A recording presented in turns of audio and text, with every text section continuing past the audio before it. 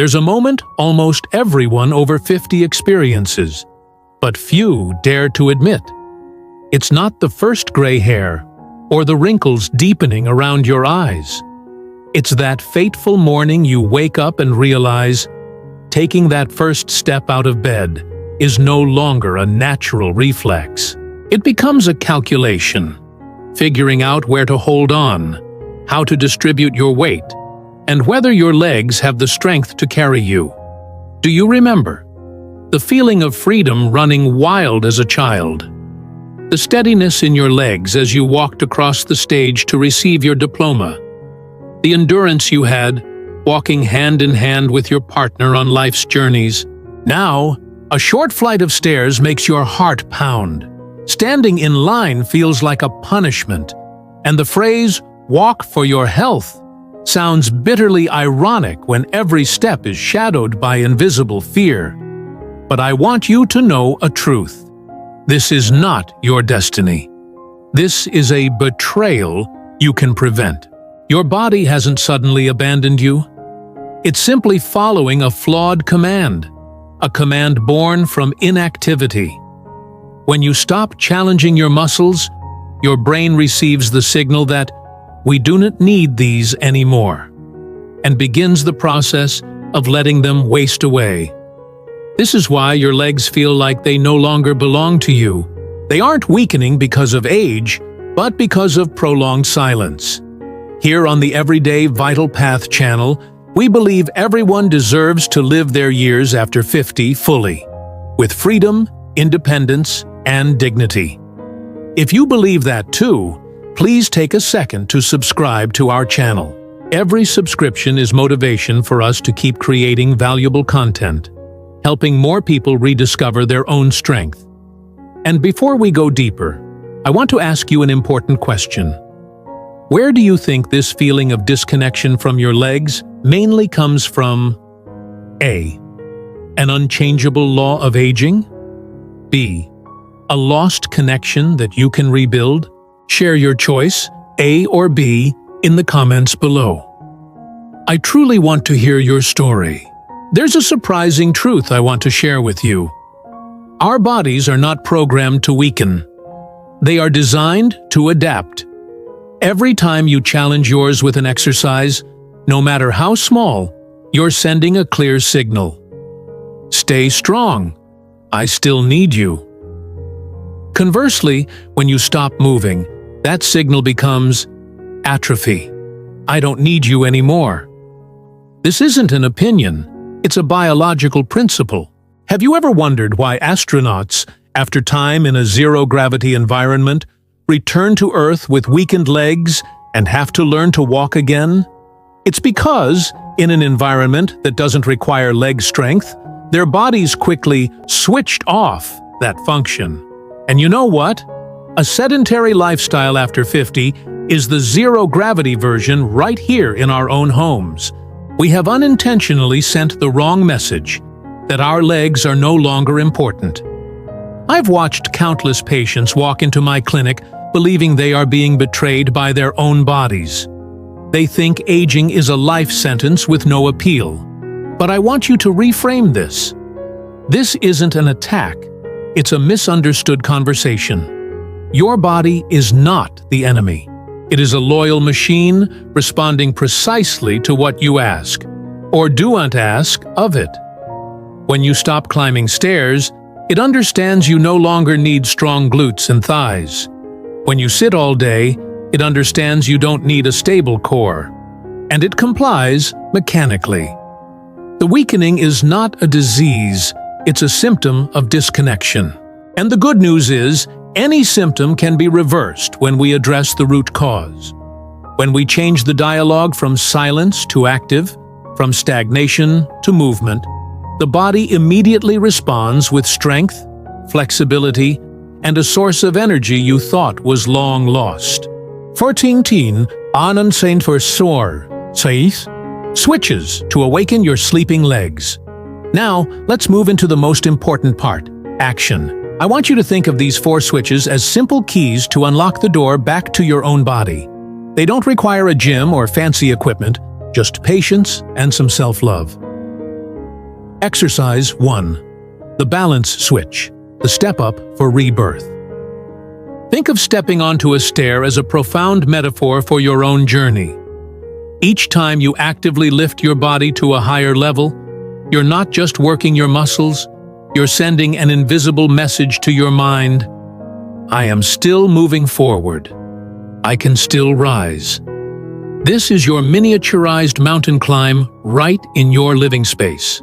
The miracle is that this seemingly simple movement activates a harmonious coordination between three key muscle groups: your glutes to push, your thighs to support, and your core to balance.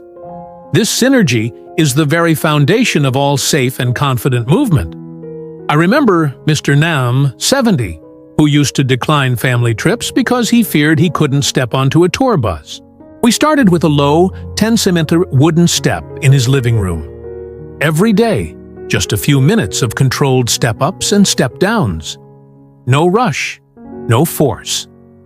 6 weeks later, I got a message from him with a photo of him standing on a tour bus, beaming. He wrote, "I never thought a small step in my living room could take me out into the wide world."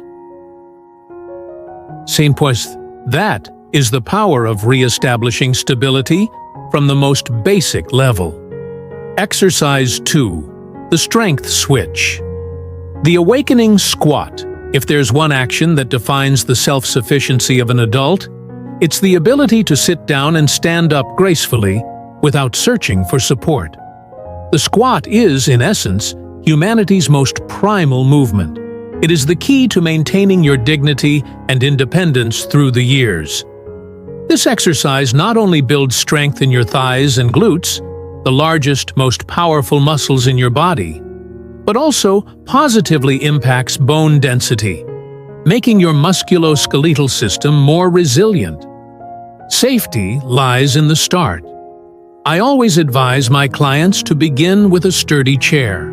Stand in front of it, imagining you're about to sit down slowly and with control. Lower yourself until your glutes gently touch the seat. Then use the power from your legs to push your body back to a standing position. Don't worry about the repetition count. Focus on the sensation. Feel the stretch and contraction in your thighs. Listen to the feedback from your knees.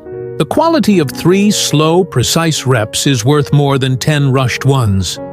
When you master this movement, you'll discover a truth. Every time you stand up on your own without assistance, you are reaffirming your mastery over your own life. Exercise 3. The circulation switch. Heel raises to your heart. Our feet are our foundation, and our calf muscles are the second heart. A powerful pump tasked with returning blood from the lower body back to the heart. When this pump becomes sluggish, you see the consequences clearly. Legs heavy as lead, slightly swollen ankles by day's end, and an uncomfortable feeling of numbness and fatigue. The heel raise is the key to restarting this natural pumping system. Each time you rise onto your toes, you are compressing your calf muscles, pushing blood against gravity. When you lower your heels, you allow the blood vessels to refill. This creates a closed loop, significantly improving blood circulation. The unexpected benefit people often report isn't just the reduction in swelling, but a strange, new sensation of lightness and ease. An older client of mine once said, "After a few consistent weeks, I feel like I'm walking on clouds. No more heavy, cumbersome feeling." This exercise is a wonderful compensation for those who stand or sit for long hours, making your legs not only stronger, but also happier. Exercise 4. The connection. Switch, breathe and stretch, a dialogue with your body. After all the exertion, this is the time to listen and care. If the other exercises are the hardware, then breath and stretching are the software update for your entire nervous system.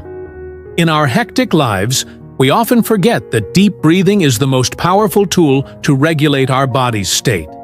A slow, deep breath can activate the vagus nerve, the natural relaxation switch. helping to lower heart rate, reduce blood pressure, and soothe tension. Coupled with this are gentle stretches, not to force your body into difficult poses, but to caress the muscle groups that have worked hard, releasing points of tightness, thereby increasing flexibility and preventing injury. Practice for just 5 minutes each morning or before bed. Inhale deeply. Feel the breath reaching every corner of your body. Then exhale slowly, releasing all tension. Afterwards, gently stretch your thighs, calves, and hips.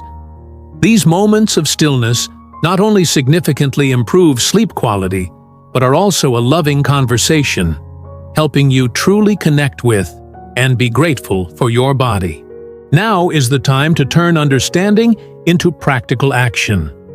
I know that facing a big goal like restoring leg strength can feel overwhelming for many, but the secret to success lies in very small first steps.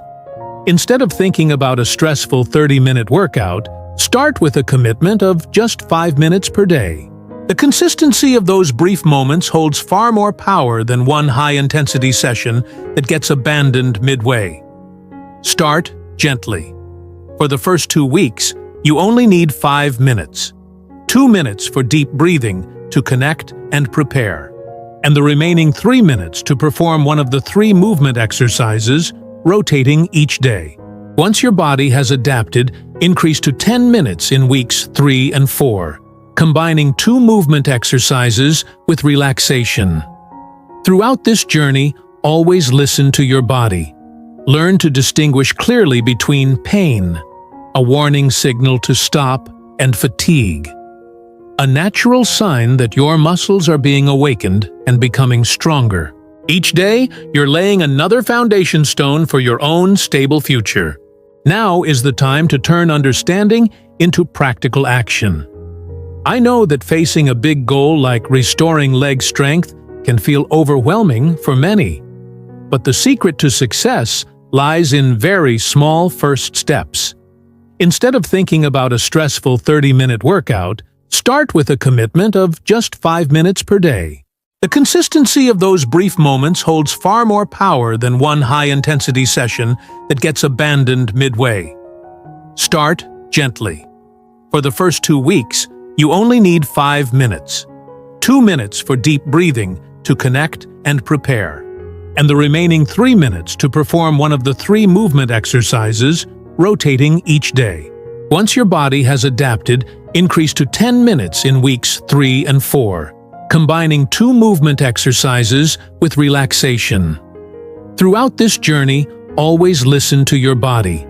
Learn to distinguish clearly between pain, a warning signal to stop, and fatigue, a natural sign that your muscles are being awakened and becoming stronger. Each day, you're laying another foundation stone for your own stable future. Conclusion and life lesson. The journey to reclaiming leg strength after 50 is essentially a profound metaphor for life itself. It teaches us that weakness doesn't arrive suddenly. It creeps in through each day we choose passivity. The body never betrays us. It merely faithfully reflects the habits and lifestyle we maintain. The key lesson here lies not in complex exercises, but in the discipline of small, repeated daily actions. When you proactively care for yourself, you are sending a powerful message. I deserve to live fully, independently, and with confidence. Apply this philosophy of small steps leading to great results to every aspect of your life, from health and work to relationships. Don't wait for a miracle. Start creating your own miracle from the smallest steps today. I'd love to hear your thoughts.